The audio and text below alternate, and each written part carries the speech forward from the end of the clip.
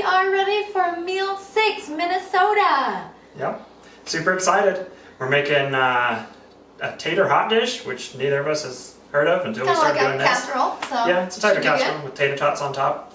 Yep, pretty exciting. Sounds good to me. And then we're making a chicken and wild rice soup, which doesn't sound amazing in the middle of summer, but it does sound good. Yes, I think we'll both like it. And we'll probably make it again in the winter. Yeah, maybe. And then we're making a Honeycrisp apple crisp. So that is definitely going to be the highlight of the meal for me. I love apples. Yep. So. Bit of a quicker meal this week, so yeah. Should be a nice one for all of our fans. You don't have to sit through half an hour. But, yep. All right, well, we're going to get started. All right, we are going to be starting things off with the hot dish. So here is our 1 medium yellow onion, finely chopped. And we're going to be adding our 1 pound of ground beef to that. I believe I used 85-15 or maybe 80-20. I'm not sure. I don't know that it matters in this recipe that much. So use what you prefer and let us know how it turns out. So here I'm adding the ground beef to the pan, and then we're just going to let that brown until it mixes together well and the meat becomes crumbly and well cooked. And so while we're waiting on this to cook, let me tell you a little bit about the hot dish history. So it's traditional Minnesotan main course. It was born out of Minnesota farm wives who needed something to take to church gatherings or large group events, things like that, while not breaking the bank, not spending a ton of money. And so, it would be a meat, a can of soup, and then a starch on top. Now, the meat has always traditionally been ground beef, and the soup has always been cream of mushroom, and still is, but you could use anything for any layer. And you could still call it a hot dish, I assume.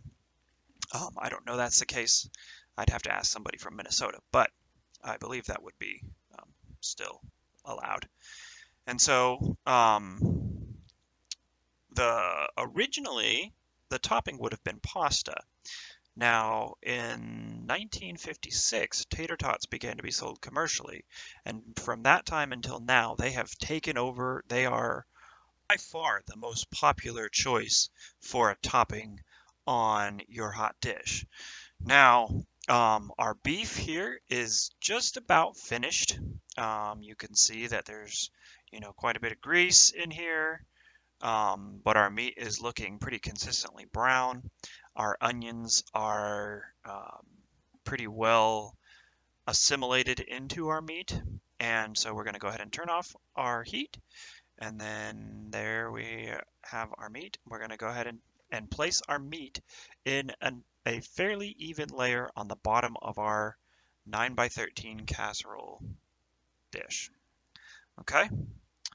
And you're going to want to, so you'll just kind of pour that in there, and then you'll kind of want to spread that out so that, again, you have a fairly even layer. It doesn't have to be perfect because the soup is kind of going to go in there and fill in all the cracks. Now, I will say this. We used the 22 ounces of cream of mushroom soup.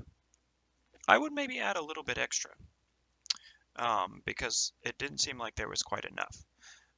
Here we are adding our 1 14-ounce can of drained corn. And I don't know that it matters necessarily which kind of canned corn that you get. I just used golden corn, and it was fine. It tasted wonderful. So, and then so here is our 22 ounces of cream of mushroom soup. Like I said, you'll see that it is thick in some places, and then in others it's not quite so thick. It is very close to being enough. So, I don't know how you'd want to do that. Maybe just add a little bit of another can and then save the other can to use in another recipe or something to that effect. But, if you just want to use the 22 ounces because that is 2 cans or 1 large can, you can perfectly it is perfectly fine to do that as well, because it's not going to ruin your dish here. You really can't do much to ruin this. It's meant to be very easy and very forgiving for a reason. Okay, and so then the final layer is your tater tots. Now, the one thing that they did say is you want your tater tots to be crispy, so make sure that they are thawed. You don't want them frozen, or that extra moisture in there will make them very soggy as they bake. So have them thawed, and then some people really like to have a pattern. They like to have them arranged, all in order and things like that. Just for the sake of this video, I was like, nope, that's definitely not going to fly. It's going to take way too long.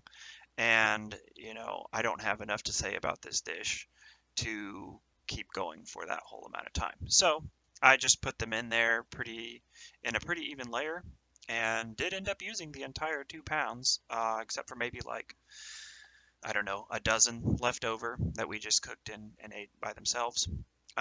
And when we get to Oregon, we'll actually be talking about tater tots, because Ore-Ida, the brand here of these tater tots, was actually, that stands for Oregon, Idaho, which is interesting. But yeah, so there is our finished hot dish, and, well, finished prepping it. Now it's going to go into the oven at 350 degrees, and it's going to be in there for 45 minutes. So we'll see how it turns out. And here's our finished product. It was quite good and really easy, so I recommend making it yourself, and let us know what you think. We haven't done a bonus clip in a little while, but for this video, we are going to add a clip of making cooked chicken, because there are a few techniques and a few things that you'll want to know when a recipe calls for cooked chicken. The first of them is, you're going to want to go ahead and use some kind of oil and saute the chicken. Or, I mean, you could do this anyway, really. You could roast it, you could bake it. We're sauteing it for this video. The important thing here is that you always want to season your chicken. It doesn't matter if the recipe doesn't say to season it, at least use salt and pepper, which is what I use here. And then, depending on what the rest of the recipe is, you may want to use some other things. If I do use something else in a recipe that calls for cooked chicken, I will let you know, and I'll let you know how it turns out. But I did salt and pepper with this, and it turned out really good. The chicken was had a little bit of extra flavor to it. If you just throw in cooked chicken with no seasoning on it, no spices on it, it will be extremely bland, and it will make your dish way more bland than you want it to be. So, make sure that you season your chicken. So, then, you're going to want to have medium to high heat here. You are going to want to cover your pan at some point to let your chicken cook on the inside as well as the outside. So that is something that, you can do that right from the beginning, essentially. And then, you'll still want to turn it at some point so that you kind of get that browning on the outside. I kept the lid off so that you guys could see it cook a little bit and see me season the other side there. You can season your chicken either when it's cooking and it will have a little bit less seasoning on it because the seasoning won't necessarily stick as well, or you can season it before you cook it, in which case you'll get more flavor on there. So depending on what you're using it for, in this case, I didn't need it to be very extremely flavorful, and it ended up being really good. The soup was absolutely wonderful. So, you're going to just let it cook a little bit longer, and then here I'm going to cut into it. Look at the inside. The inside was not cooked at all. So that's where I'm going to throw the lid on and let it cook the rest of the way. I'm going to go ahead and start talking a little bit about the chicken wild rice soup, which unfortunately, as far as the soup as a soup, I couldn't find any information on it. I believe that it was just, it's kind of a standard soup. I don't know how they came up with it or who came up with it. Couldn't find anything on that. But wild rice has some interesting things about it. It is Minnesota's state grain. It is not actually rice, which was interesting. I believe maybe I've heard that before, but I was unaware of that for the most part. All right, so then once your chicken is cooked, you're going to go ahead and cut that into, bite-sized pieces. Just obviously, when you're eating soup, you don't want to get giant pieces that you're having to, you know, chew apart or anything like that. Yeah, and the interesting thing about wild rice is it's been harvested since before the Europeans um, arrived in Minnesota by the Ojibwe. And I don't know if I'm saying that right, but yeah. And for a long time, it was still harvested that way. The same way in a canoe with two people, and one person will row the canoe and the other person will bend the stalk down and beat the stalk to get the kernels off into the boat. And then they will just keep doing that until they have a large harvest. Okay. Um, and yeah, for a long time, they were the only ones who could harvest it legally. But more recently, they have allowed, um, you can buy licenses to harvest for a set amount of time. All right, so now we are adding the rest of our ingredients, and we have 3.5 cups of the chicken broth that you saw there. We have 1 cup of sliced carrot, a 1/2 cup of sliced celery, a 1/3 cup of wild rice, a 1/3 cup of sliced onion,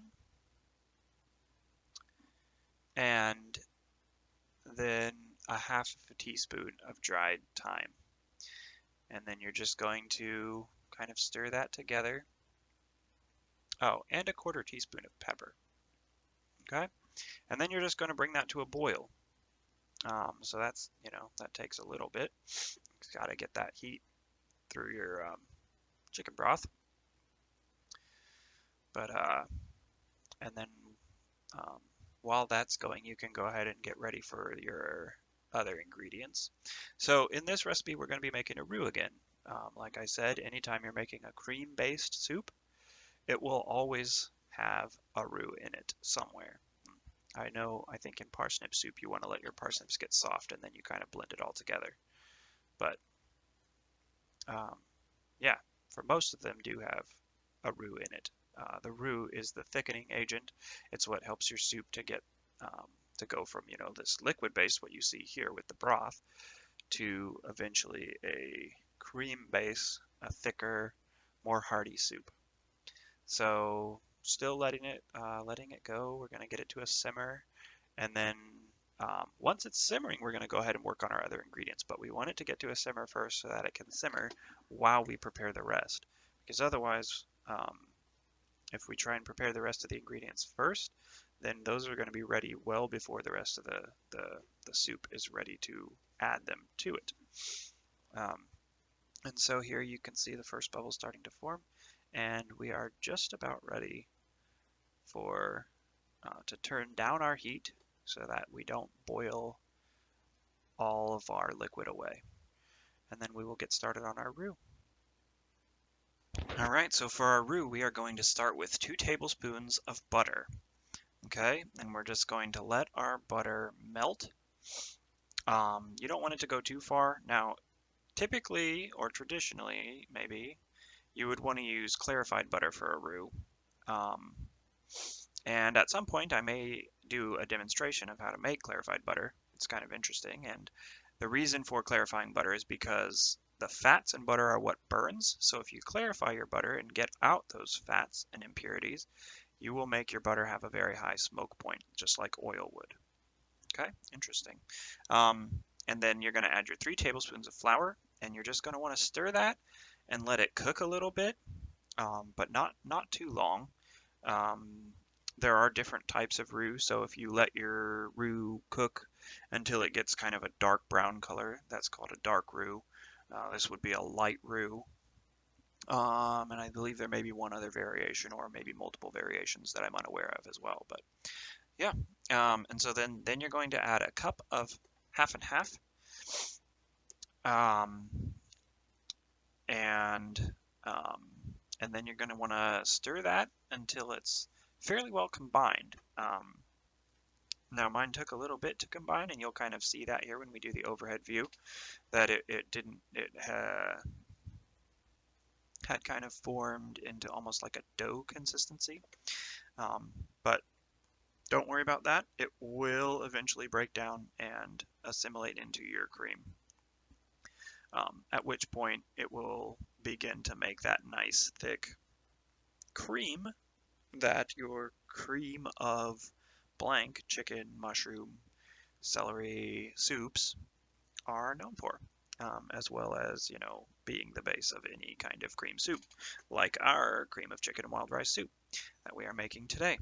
So, yeah, that is where we got our thickening agent from, and you will see here in a minute that this is going to take our chicken broth soup that we have currently, and once we add it in here and we let it cook a little bit, it will become very thick, extremely creamy, and very delicious. And I enjoyed this soup a lot, and it definitely got the best reviews out of everybody, including the kids and the adults.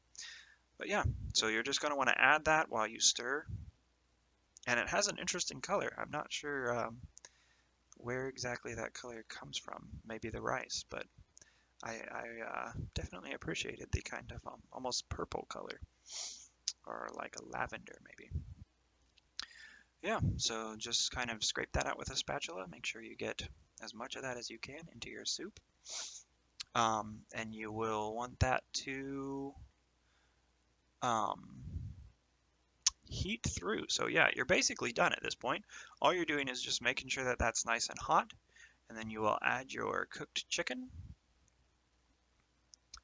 and make sure that that is stirred. Make sure that that gets nice and hot as well.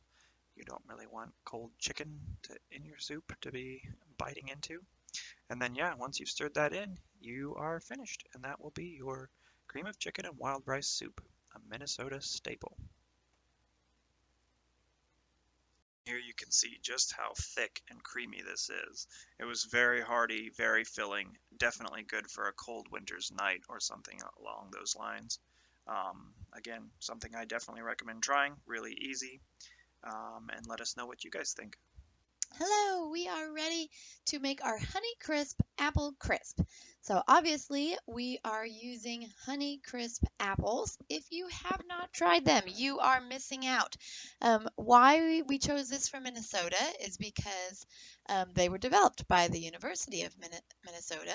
It took about 30 years for the University of Minnesota scientists to develop the Honeycrisp. It was a painstaking breeding process with lots of trial and error, as is most scientific endeavors.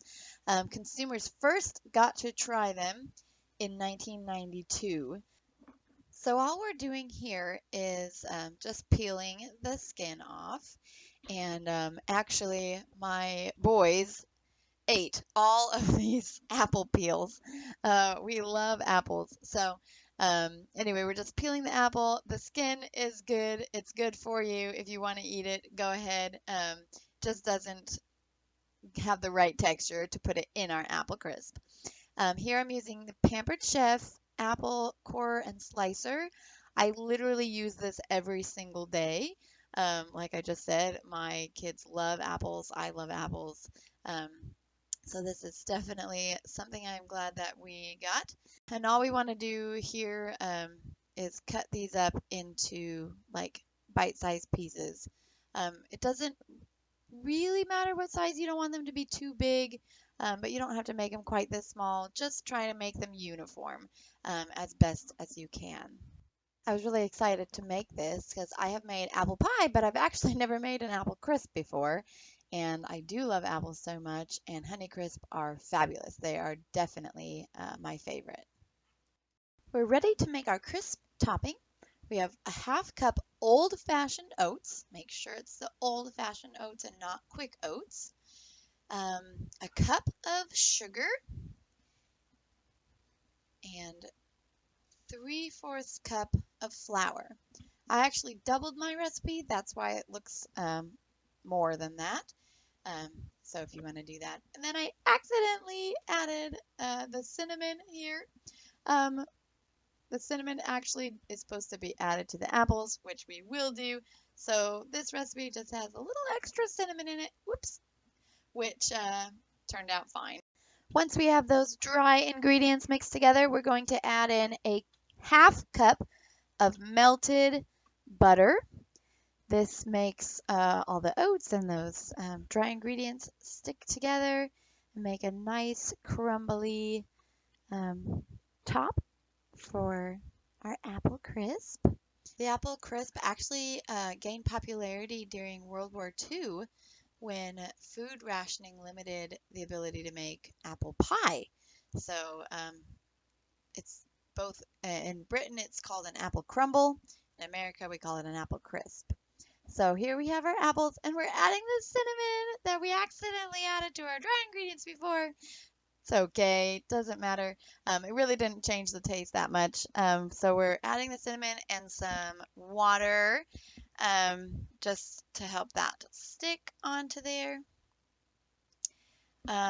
Just about a half cup of water, and then that teaspoon of cinnamon.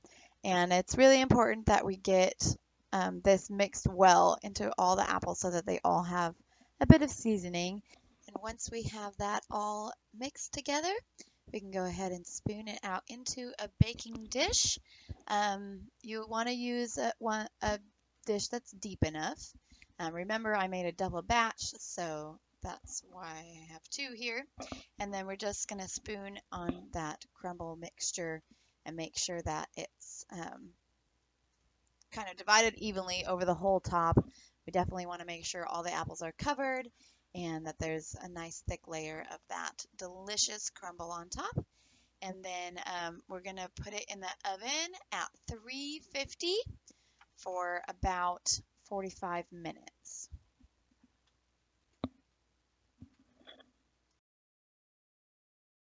And here we are pulling it out. It's a nice golden brown, exactly what we want.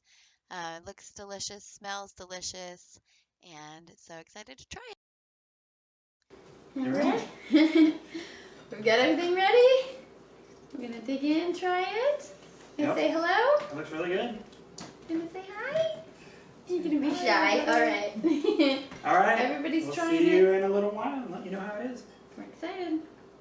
Try a bite, guys.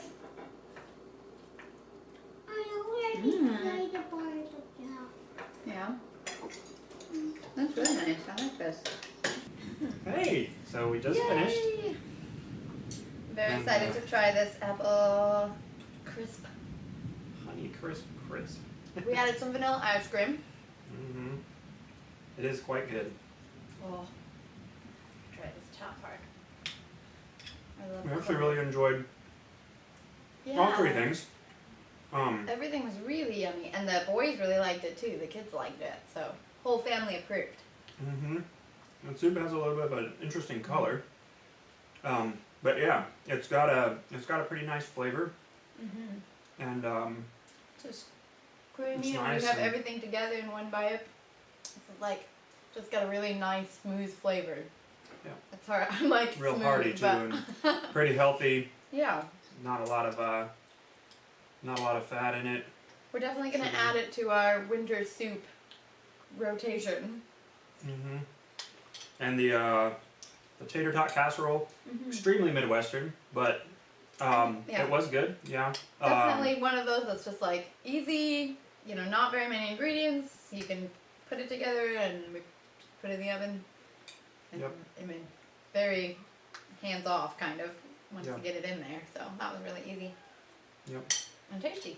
Yeah. And it's got, again, pretty good flavors. Yeah. We give this meal a thumbs up. Yeah. Yep. It was easy and it was good. So that is always a plus, right? So next time. Yep. Next week we'll be in Iowa.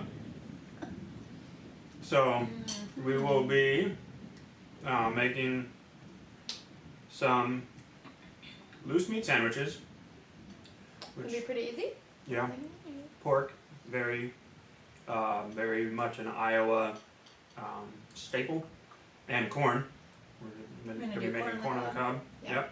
And there's no dessert. Yeah. It's our first meal without So a if dessert. you're So from there and you have a dessert that you know of, tell us. yeah. Because we couldn't find one. I'm sad. You know, and we're going to be trying dry cured bacon. Apparently, the best bacon in America comes from Iowa. So We'll find we out. will be trying that. And that's it, I think. Yeah. So make sure you like and subscribe. Find us on any social media, whatever you like. Yep. And we will see you next time.